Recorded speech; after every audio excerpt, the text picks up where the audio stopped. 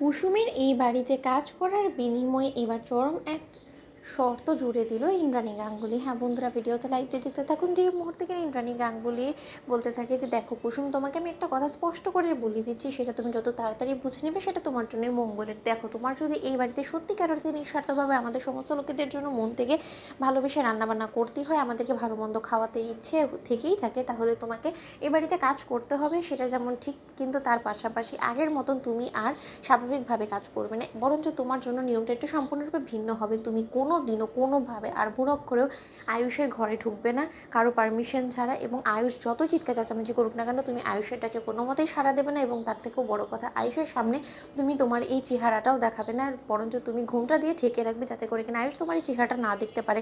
এবং ভবিষ্যতে যদি আমি ছোট থেকে বা কারো কাছ থেকে শুনেছি এই কথাটা, যে তুমি আবারও আয়ুষের সঙ্গে মেলামেশা করা শুরু করেছো এবং আমাদের কাউকে কোনো কিছু না জানিয়ে আয়ুষের সঙ্গে বাইরে ফেরা করছো এবং আয়ুষের সঙ্গে আলাদা করে কোনো গোপনে সম্পর্ক রেখেছো, তাৎক্ষণিকই কিন্তু তোমার বাবাকে বলে আমি তোমাকে মালদা পাঠিয়ে দেওয়ার ব্যবস্থা করব। এবং এই সমস্ত বাস্তবতার কথা মেয়ের সম্পর্কে জানার পরবর্তীতে তোমার বাবার যদি কোনো রকম কোনো ক্ষতি হয়, সেটার জন্য দায়ভার কিন্তু তোমাকেই নিতে হবে।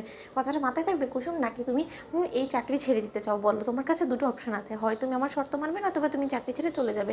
ঠিক সেই সময় কথা বলা মাত্র কুসুম যখন বলতে থাকে যে দেবীমা, আমি আপনার কাছে কথা দিচ্ছি, আমি আমার এই মুখ আর কোনোদিনও ছোটো সাহেবের সামনে নিয়ে যাব না। এবং তার থেকেও বড় কথা, আমার এই মুখ আর ছোটো সাহেব কোনোদিনও দেখতে পাবে না। এবং না তো আমি ছোটো সাহেবের ঘরে আর আপনাদের কারো অনুমতি ছাড়া সেখানে ঢুকবো। কিন্তু আপনার কাছে আমি হাত জোড় অনুরোধ করছি যে আমাকে নিয়ে আপনাদের যে এই সমস্ত অসুবিধা হয়েছে সেই সম্পর্কে বাবাকে দোহাই লাগে আপনি কোনো কিছু জানাতে চান না, তাতে করে বাবা যথেষ্ট পরিমাণে দুঃখ পাবে। ঠিক সেই সময় ইন্দ্রাণী গাঙ্গুলি বলতে থাকে যে তুমি যদি এখন, আমরা তোমার প্রতি ঋণী বলে তুমি যদি আমার সন্তানকে আমার কাছ থেকে কেড়ে নিতে চাও, তাহলে তো এর বিনিময়ে আমাকে এতটুকু স্ট্রিক্ট হতেই হবে, তাই না কুসুম?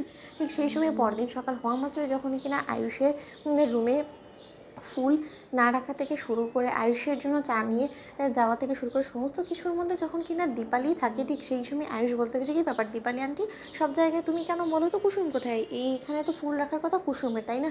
ফুল রাখা আছে ঠিক আছে, কিন্তু এটা তো তুমি রাখলে, এবার তুমি আমার জন্য চাও নিয়ে এলে, কুসুম কোথায়? কুসুমের কি শরীর টরীর খারাপ করেছে নাকি?